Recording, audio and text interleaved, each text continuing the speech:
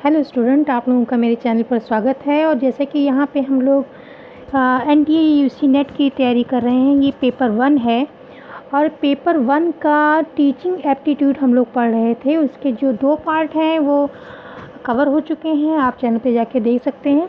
ये 3rd part है, इसमें हम टीचिंग एप्टीट्यूड के जो आगे का है वो पढ़ेंगे। तो आज जो हम लोगों का टॉपिक जिसको पढ़ना है, जिस विषय में पढ़ना है, वो है उच्च शिक्षण संस्थानों में शिक्षण पद्धति, यानी कि कौन सी विधियां इस्तेमाल की जाती हैं उच्च शिक्षण संस्थाओं में।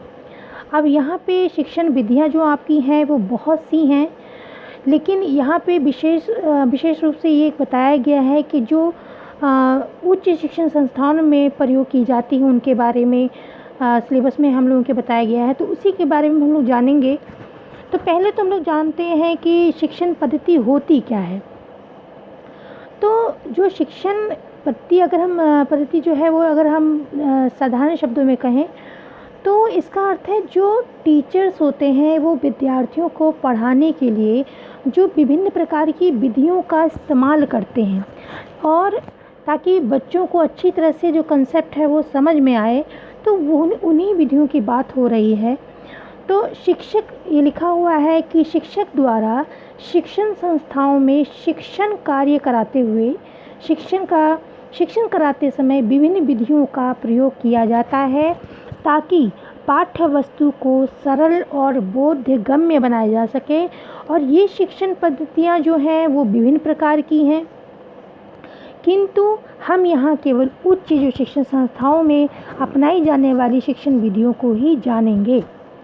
तो ये शिक्षण विधियाँ जो टीचर इस्तेमाल करता है वो बच्चों की योग्यता है, बच्चों की रुचि है, उसके हिसाब से करता, ताकि जो कमज़ोर से कमज़ोर बच्चा भी है वो अच्छी तरह से जो आपकी कंसेप्ट है उसको अच्छी तरह से समझ सके।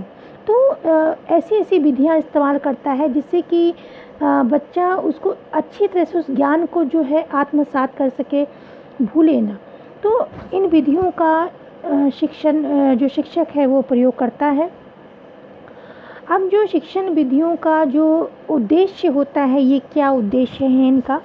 शिक्षण विधियों का प्रयोग हम इसीलिए करते हैं, शिक्षक इसीलिए करता है कि जो कमज़ोर से कमज़ोर छात्र है वो भी आसानी से उस पाठ्य वस्तु को समझ सकें। और ये कितने प्रकार की हैं, तो 2 प्रकार की विधियां हैं आपकी शिक्षण की। ये है, एक तो छात्र केंद्रित होती है। जो छात्र केंद्रित है इसको हम जनतांत्रिक शिक्षण भी कहते हैं, जनतांत्रिक शिक्षण विधियां भी इसको कहते हैं। और दूसरी आपकी जो है वो शिक्षक केंद्रित होती है, इसको हम प्रभुत्ववादी और अनुदेशात्मक भी कहते हैं। तो पहले तो हम लोग छात्र केंद्रित जो हैं उन विधियों के बारे में जान लेते हैं। तो जो छात्र केंद्रित आपकी विधियां हैं, इन विधियों को बनाते समय आखिर इन विधियों को छात्र केंद्रित क्यों कहा जाता है, इन सब चीज़ों के बारे में पहले जान लें कि इसमें विधियां जब हम बनाते हैं, छात्र केंद्रित विधियां जब बनाते हैं, तो इनको बनाते समय बाल मनोविज्ञान जो है, जो छात्र है उसका जो मनोविज्ञान है, उस समय उस बाल मनोविज्ञान का प्रयोग किया जाता है कि स्टूडेंट की योग्यता क्या है, स्टूडेंट की आयु सीमा क्या है या उसकी रुचि क्या है, इन सब चीज़ों का ध्यान रखा जाता है। इन सब चीज़ों को ध्यान में रखते हुए इन विधियों का निर्माण किया जाता है। और इन नीतियों में जो प्रमुख स्थान जो है, जो आपका फोकस है, वो छात्रों पर दिया जाता है। प्रमुख स्थान छात्रों को दिया जाता है। शिक्षक छात्रों की आयु, उनकी परिपक्वता और जो उनकी मानसिक योग्यताएं हैं, उनकी रुचियां हैं, सामर्थ्य है तथा क्षमताएं हैं, इन सब को देखकर, इन सब के आधार पर अपने शिक्षण कार्य की व्यवस्था करता है, अपनी शिक्षण विधियां बनाता है। आई होप आप लोग समझ गए होंगे। अब जो छात्र केंद्रित विधियां हैं ये कौन कौन सी हैं, हम ये आगे पढ़ेंगे। इन विधियों से छात्रों में जो ये छात्र केंद्रित विधियां हैं, इनसे होता क्या है, क्या लाभ होता है। इन विधियों से छात्रों में स्वतंत्र रूप से चिंतन करने, स्वतंत्र रूप से चिंतन करने तथा उसकी कल्पना, जो कल्पना शक्ति है, तर्क की शक्ति है, तर्क निर्माण तथा सृजन करने की क्षमताओं का विकास होता है। किससे? छात्र केंद्रित जो विधियां हैं उससे बताया जा रहा है कि छात्रों का स्वतंत्र रूप से चिंतन करने की शक्ति का विकास होता है, कल्पना, तर्क और सृजन करने की क्षमताओं का विकास होता है। अब छात्र केंद्रित विधियां कौन कौन सी हैं? इसमें जो उच्च शिक्षण संस्थाओं में जो इस्तेमाल की जाती हैं उनके बारे में यहाँ पे बताया गया है। बाकी आप अगर देखेंगे पुस्तकों में, बुकों में देखेंगे तो और भी बहुत सी विधियाँ आप लोगों को मिल जाएंगी, लेकिन जो हम लोग क्योंकि सिलेबस की अकॉर्डिंग ही चल रहे हैं तो यहाँ पे हम उन्हीं विधियों की बात करेंगे जो उच्च शिक्षण संस्थाओं में प्रयोग की जाती हैं। तो पहला आपका है अन्वेषण विधि। अन्वेषण विधि जो है इसको खोज विधि भी कह सकते हैं और इसको ह्यूरिस्टिक विधि भी कहा जा सकता है। और दूसरी आपकी है प्रयोजना नीति है या विधि है। इसको प्रोजेक्ट जो हम लोग बनाते हैं, बच्चों को प्रोजेक्ट जो दिया जाता है उसकी बात हो रही है यहाँ पे। तीसरा आपका है परिचर्चा, वाद विवाद होता है, एक टॉपिक बच्चों को दे देते हैं, उस पर परिचर्चा कराई जाती है। चौथा आपका है मस्तिष्क विप्लव नीति, यानी कि ब्रेन स्टॉर्मिंग जो है वो नीति है, वो विधि है। तो एक एक करके अब हम लोग इन विधियों के बारे में जानेंगे कि ये होती क्या है। पहला जो आपका है अन्वेषण विधि जो है आपकी ह्यूरिस्टिक विधि जो है, इस विधि में छात्र जो है वो स्वयं खोज करके सीखता है। वो उसको जो टीचर है जैसे उसकी कोई समस्या दे दी या कोई चीज़ दे दी, वो खुद स्वयं जो है खोज करेगा, नई नई विधियाँ उसमें ढूंढेगा और नए नए प्रयोग करेगा। तो इसीलिए इसमें कहा गया है कि इस विधि में छात्र जो है वह स्वयं खोज करके सीखते हैं। शिक्षक का कार्य केवल पथ प्रदर्शक यानी मार्गदर्शन करना होता है, जो उचित समय पर गलतियां सुधारने में सहायता करते हैं। अगर छात्र को देखते रहते हैं, अगर छात्र जो खोज कर रहा है, जो उसमें अपना उस समस्या को हल करने के लिए जो जो विधियां इस्तेमाल कर रहा है, अगर उसमें कोई गलतियां देखते हैं तो सुधार के लिए उसको एक तरह से मार्गदर्शन बच्चे का करते हैं। अब इस विधि के जो जन्मदाता हैं, कहाँ से विधि आई है, इस विधि के जन्मदाता हैं प्रोफेसर आर्मस्ट्रॉन्ग कहे जाते हैं। उन्होंने इस विधि का स्थापना किया, जन्मदाता थे वो एक तरह से इसके। और इस विधि में छात्र एक अन्वेषणकर्ता की तरह कार्य करता है, जैसे खोजी होते हैं उस तरीके से कार्य करता है वो। और छात्र को शुरू में तो प्रयोग संबंधी कोई जानकारी नहीं होती है, क्योंकि उसको हर चीज़ अपने हिसाब से अपने आप ही खोजनी है। तो शुरू में तो कोई जानकारी नहीं होती है और उसे स्वयं वांछित सूचना, जो पहले से भी कुछ उसको जो सूचनाएं, जैसे कोई भी समस्या है उस समस्या से संबंधित जो पहले के सूचनाएं पड़ी हुई हैं, पहले का कोई विषय वस्तु उसको मिल गई है, तो उससे भी कुछ सहायता ले लेता है और स्वयं वांछित सूचना तथा सिद्धांतों की खोज करने के लिए अनेक आवश्यक प्रयोग करने होते हैं। उसको विभिन्न प्रकार के प्रयोग करने होते हैं और जो तथ्य अभी मौजूद हैं, जो इस समय वर्तमान में जो तथ्य उसके पास मौजूद हैं, उनका भी अध्ययन करता है और फिर उनसे रिलेट करके और भी विधियां जो हैं वो प्रयोग करके अपना जो प्रोजेक्ट है या आप जो उनका जो ये खोज कर रहा है वो अपने इस कार्य को पूरा करता है। इसकी विशेषताएं जो हैं, वो जो मेरिट है वो देखते हैं हम लोग कि जो पहला है विशेषताओं में, छात्रों में वैज्ञानिक विधि तथा भावना का विकास होता है। अब आप लोगों ने वैज्ञानिकों को देखा होगा, वो लोग नए नए आविष्कार करते हैं, तो एक तरह से उनकी जो कल्पना शक्ति है वो बहुत ही तीव्र होती है, क्योंकि कोई भी चीज़ जो कल्पना है पहले इसको सोच के मन में सोच के ही फिर उसको रियल एक तरह से अर्थात में लाया जाता है। तो उनकी जो ये सोचने का जो है और नई जो विधियों का अपने आप इस्तेमाल करते हैं, अपनी तरफ से चिंतन करते हैं और नई नई विधियों का इस्तेमाल करते हैं, खोज करते हैं, तो एक तरह से जो वैज्ञानिक विधि और ये भावना का उनके विकास होता है, और छात्र की जो निरीक्षण शक्ति है, यानी कि ऑब्जर्वेशन पावर जो है उसकी बढ़ती है। छात्रों में क्रियाशीलता, क्योंकि छात्र इसमें निष्क्रिय तो है नहीं, इसमें छात्र खोज कर रहे हैं, अध्ययन कर रहे हैं उससे रिलेटेड, तो एक तरह से बच्चे इसमें सक्रिय हैं। तो उनकी जो क्रियाशीलता है, आत्मविश्वास है तथा आत्मनिर्भरता बढ़ती है। जब जो टीचर है ज़्यादातर बच्चों को सब कुछ स्वयं ही बता देता है, तो छात्र कुछ भी करने की कोशिश नहीं करता है। लेकिन जब छात्र क्रियाशील है तो उसमें निश्चित रूप से उसके आत्मविश्वास का विकास होगा, उसको वो किसी चीज़ से उसमें हिचक नहीं होगी और क्रियाशीलता उसकी बढ़ेगी, और उसमें अपने ऊपर जो निर्भरता है, स्वयं करने की जो शक्ति है उसके अंदर आएगी। चौथा पॉइंट है कि ये विधि जो है आपकी अन्वेषण की यानी खोज की विधि जो है, ये छात्रों को जीवन के लिए तैयार करती है। अब क्योंकि मानव जीवन है तो समय समय पर सभी के साथ नई नई समस्याएं उपस्थित होती हैं, तो अगर इस तरह से छात्र जो है उसकी एक तरह से जीवन के लिए, आगे आने वाले जीवन के लिए वो तैयार होता है। पांचवा पॉइंट है आपका कि इससे प्राप्त जो ज्ञान है वो अधिक स्थायी होता है।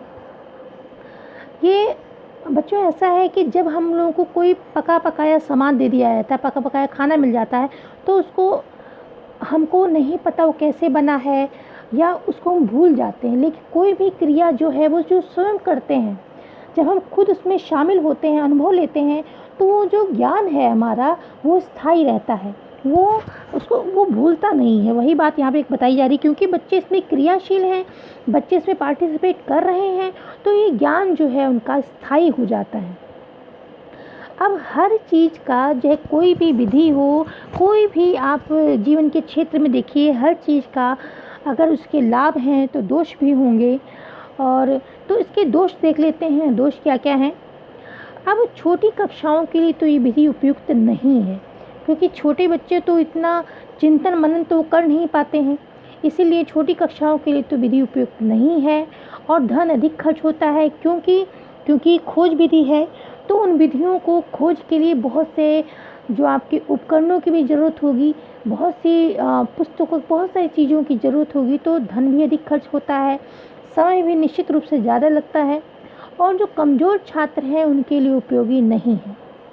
क्योंकि जो बच्चे एक तरह से सर्जन करने वाले जो बच्चे होते हैं, जो नवीन विचार, जो एक तरह से जिन बच्चों में ज़्यादा सृजन करने की शक्ति होती है, उन बच्चों में ये खोज विधि अधिक उपयोगी होती है, और कमज़ोर बच्चों के लिए उपयोगी नहीं है। अब जो आपका दूसरा है वो है प्रयोजना विधि। प्रयोजना विधि जो है, इसको प्रोजेक्ट स्ट्रेटजी भी कहते हैं। तो इसका जो सबसे पहले जो इसका एक तरह से कौन लाया, या कहाँ से विधि आई है, ये किसने इसको जन्म दिया है इस विधि को, तो वो जॉन डीवी जो एक दार्शनिक हैं, शिक्षा शास्त्री हैं, तो उनके जो शिष्य थे, किलपेट्रिक उनका नाम था, इस विधि को उन्होंने जन्म दिया है। और इस विधि में होता क्या है, इस विधि में छात्रों के समक्ष एक समस्या प्रस्तुत की जाती है, और छात्र उसका हल निकालने में लगते हैं, और इसमें छात्र अपनी रुचि और इच्छा के अनुसार कार्य कर सकते हैं। ये बच्चों को छूट होती है कि वो प्रोजेक्ट विधि में उनको प्रोजेक्ट दे दिया जाता है, एक समय अवधि उनको बता दी जाती है, तो बच्चे अपनी रुचि और इच्छा के अनुसार उसमें कार्य करते हैं। तो लेकिन इस विधि के, प्रयोजना विधि के कुछ स्टेप बताए गए हैं कि इसके स्टेप कौन कौन से हैं। पहले जो आपको प्रोजेक्ट दिया गया है, कौन सा प्रोजेक्ट लेना है आपको, कौन सा, उसका चयन आपको करना है, परियोजना का चयन करना। फिर आप रूपरेखा उसकी बनाएंगे, किस तरीके से उसको करना है, क्या क्या विधियाँ अपनानी है, किस तरीके से हल करना, सारी जो रूपरेखा वो आप तैयार करेंगे। उसके बाद उस कार्यक्रम को अप्लाई करेंगे, क्रियान्वयन करेंगे, और फिर उसके बाद जो उसका है मूल्यांकन करेंगे। जब सब ये हो जाएगा उसके बाद आप उसका मूल्यांकन करेंगे। अब इसकी विशेषताएं हम लोग देखते हैं। विशेषताएं इसकी क्या क्या हैं। इसमें छात्र जो है वो पूरी योजना में सक्रिय रहता है, क्योंकि इसको प्रोजेक्ट दे दिया जाता है। तो जो छात्र है इसमें पूरी तरह से सक्रिय रहता है और उस प्रोजेक्ट को जो भी प्रोजेक्ट दिया गया है उसको पूर्ण करता है। और यह एक मनोवैज्ञानिक विधि है, क्योंकि हम लोग छात्र केंद्रित विधियाँ पढ़ रहे हैं, तो ये एक मनोवैज्ञानिक विधि है और यह स्वयं करके सीखने पर आधारित है। ये जो आपका ये विधि जो है आपकी, वे स्वयं करके सीखने पर, यानी कि स्वयं काम करके अनुभव लेने पर आधारित है और प्राप्त ज्ञान इसमें भी स्थायी होता है। छात्र स्वयं चिंतन करते हैं, पढ़ते हैं, सीखते हैं। छात्र अपने उत्तरदायित्वों को समझता है, ये पूरा करता है। अब इसके दोष क्या क्या हैं इस विधि के, वो देख लेते हैं। दोष ये है कि ये जो है कक्षा शिक्षण में अधिक समय लेता है। अगर बच्चों को, जैसे अगर टीचर कोई भी कंसेप्ट पढ़ा रहा है तो वो जल्दी से उसको पूर्ण करवा देगा बच्चों को, लेकिन ये बच्चों पर निर्भर रहता है। बच्चे अपनी रुचि और इच्छा के अनुसार करते हैं, तो निश्चित रूप से इसमें समय अधिक लगता है और वास्तविक जो सिद्धांत हैं उनका सही ज्ञान उनको नहीं हो पाता है। तो ये इसके दोष हैं। अब जो अगला आपका है वो परिचर्चा। परिचर्चा विधि क्या होती है।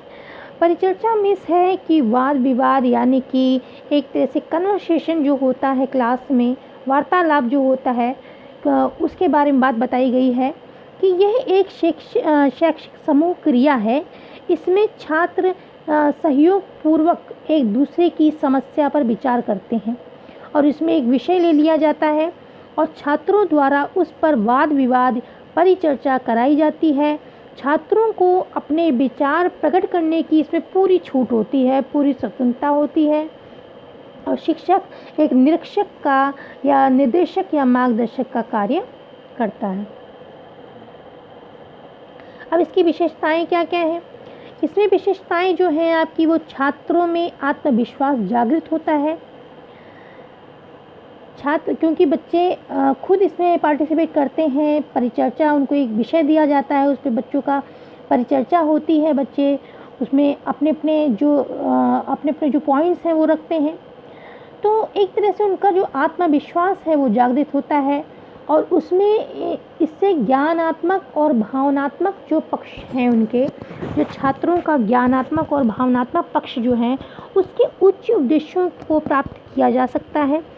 छात्रों की अभिवृत्ति के विकास में सहायक है, उनके स्किल के विकास में भी सहायक है और ये विधि जो है तर्क शक्ति बढ़ाती है, ज्ञान बढ़ाती है।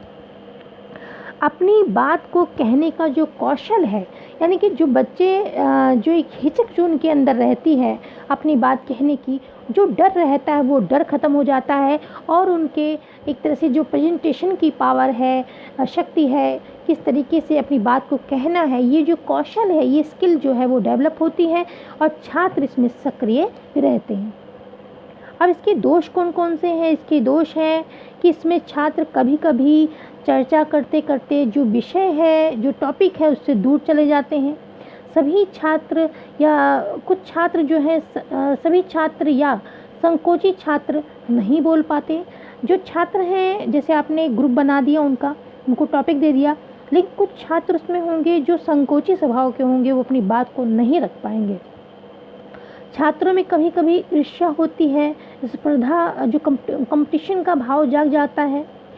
अब अगला जो आपका विधि है वो है मस्तिष्क विप्लव विधि, यानी कि ब्रेन स्टॉर्मिंग की विधि। इसको हम लोग जान लेते हैं। इसमें क्या होता है, ये एक ऐसी विधि है कि जिसमें कि ऐसे साधन प्रयोग किए जाते हैं जो छात्रों के मस्तिष्क में ज्ञान प्राप्ति तथा चिंतन के प्रति हलचल कर देते हैं कि बच्चा बहुत जिज्ञासु हो जाता है इस चीज़ को जानने के लिए। इसमें छात्रों को किसी विषय पर वार्तालाप या वाद विवाद कराया जाता है। शिक्षक सभी विचारों को श्याम पट पर या बोर्ड पर लिख देता है। जो बच्चे बताते उस टॉपिक से रिलेटेड जो भी हैं वो चीज़ें, जो विचार आए हैं बच्चों ने जो नवीन विचार अपने बताए हैं, उन विचारों को शाम पट पर शिक्षक लिख देता है और वाद विवाद और चिंतन और वार्तालाप करते करते फिर ऐसा पॉइंट आता है या अवस्था आती है कि जब छात्र एकदम से समस्या हल कर देते हैं या कर लेते हैं। अब इसकी विशेषताएं देख लेते हैं।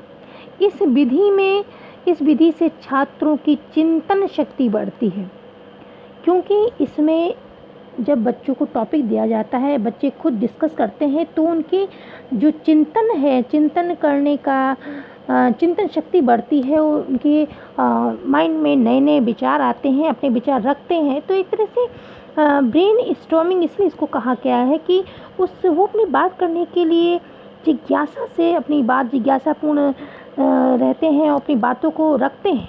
तो चिंतन शक्ति का विकास होता है और छात्रों में जो विश्लेषण और संश्लेषण और मूल्यांकन में प्रशिक्षण प्रदान करती है। जो विधि है ये छात्रों में विश्लेषण करने की, यानी कि अलगाव करने की। कोई भी टॉपिक है, कोई भी अगर कंसेप्ट बता दिया गया है तो उसके टुकड़े टुकड़े करना, अलग अलग करना, उसको विच्छेद करके देखना, यानी कि विश्लेषण करके देखना, ये छात्र जान पाते हैं।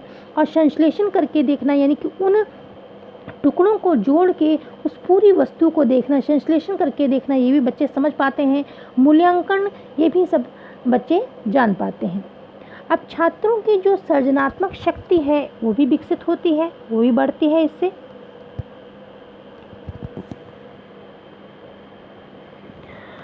तो बच्चों, अब ये जो आपका था ये छात्र केंद्रीय विधियाँ थी, जो कि यहीं पे समाप्त हैं। ये वीडियो यहीं समाप्त होता है। तो बच्चों, ये वीडियो कैसा लगा आप कमेंट के द्वारा बताइए। और अगर आप लोग पढ़ रहे हैं इस टॉपिक पे और इस चैनल पे आए हैं तो सब्सक्राइब कीजिए, अपने दोस्तों का शेयर कीजिए। धन्यवाद। Thank you.